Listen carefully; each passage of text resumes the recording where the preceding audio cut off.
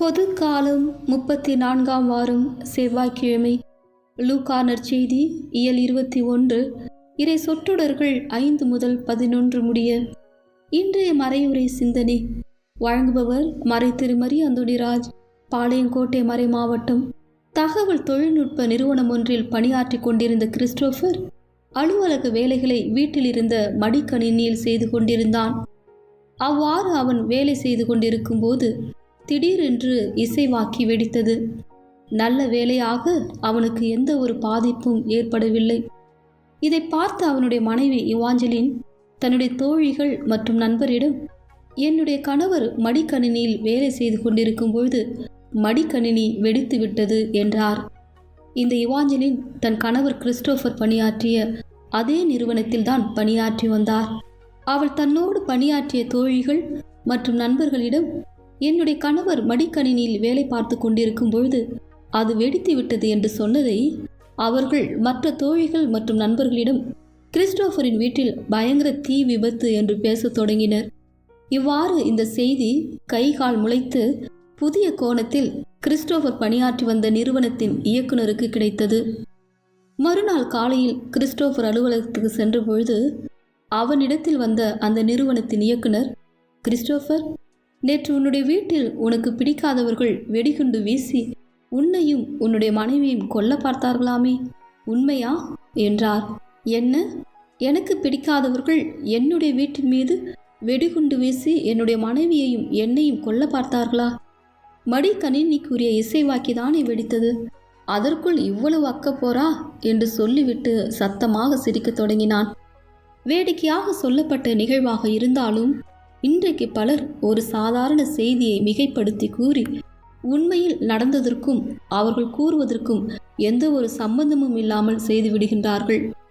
இது சாதாரண நிலையில் மட்டுமல்லாது ஆன்மீக தளத்திலும் கூட நடக்கின்றது என்பதுதான் வேதனை கலந்த உண்மை.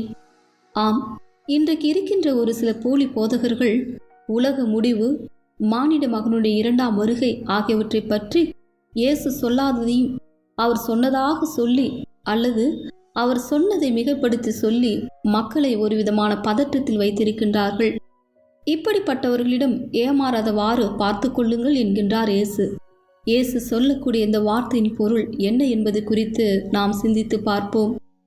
எருசலேம் திருக்கோயிலின் அழிவு முன்னறிவிக்கப்படல்.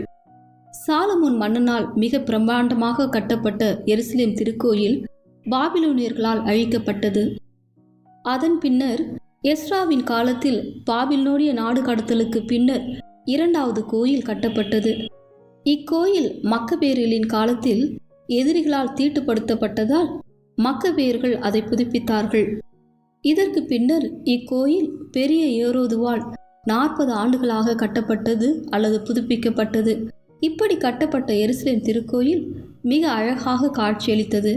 இதை பார்த்துவிட்டுதான் சிலர் எருசலேம் திருக்கோயிலின் அழகை வியக்கின்றனர். அப்பொழுது இயேசு அதன் அழிவை குறித்து பேசுகின்றார். ஏமாற வேண்டாம், திகிலுற வேண்டாம்.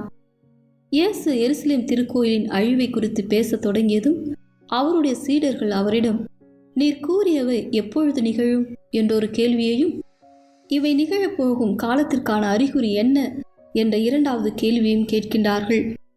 இயேசு சீடர்கள் கேட்ட 2வது கேள்வியான இவை நிகழப்போகும் காலத்திற்கான அறிகுறி என்ன என்பதற்கு தான் முதலில் பதில் கூறுகின்றார்.